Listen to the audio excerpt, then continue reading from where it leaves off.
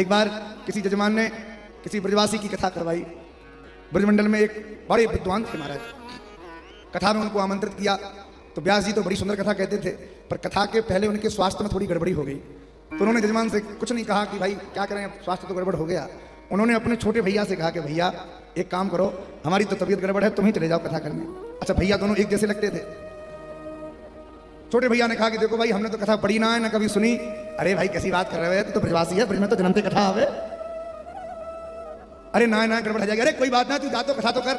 अच्छा, उनकी मिठाई की दुकान थी, जीवन भर उन्होंने पलटा चलाया महाराज, कहाँ कथा गई। पर ये एक बात तो हम बिल्कुल कहेंगे, हमारे ब्रज के बच्चे बच्चे के चित्त में भगवान की कथा विराजमान है।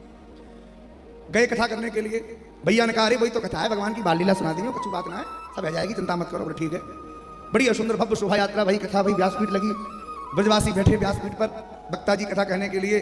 और उन्होंने अपने जीवन में केवल एक ही कथा सीख रखी थी, पूतना मर्दन की कथा। जजमान सामने बैठा और व्यास जी ने कथा प्रारंभ करी तो पहले दिन भागवत के महात्म की कथा कहनी थी, महात्म की कथा तो कही नहीं और पहले दिन ही पूतना मार दी महाराज।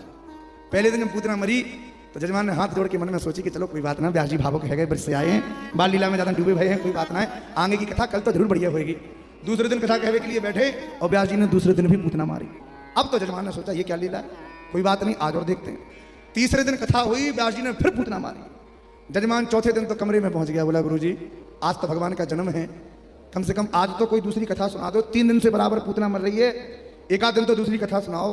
ब्रजवासी जी बैठे थे, उठ के खड़े हुए, बोले क्या बात करते हो जजमान, अरे जो पूतना हमारे ब्रज में आए के हमारे छोटे से बटुआ से लाला को मारवे के टाइम विष मिला के अपने स्तन को पान करायो, ऐसी पूतना को 3 दिन ना आए, हम तो पूरे 7 दिन पूतना को मारेंगे महाराज। 3 दिन की क्या बात है, बोलो राधे राधे। पूतना मर गई, 6 कोस की लंबी चौड़ी पूतना पड़ी है, शरीर के ऊपर भगवान किलकारी मार रहे हैं। भगवान को नीचे उतारा और सबसे पहले यशोदा मैया ने भगवान को गौशाला में जाके गैया के गौमूत्र से, गाय के गोबर से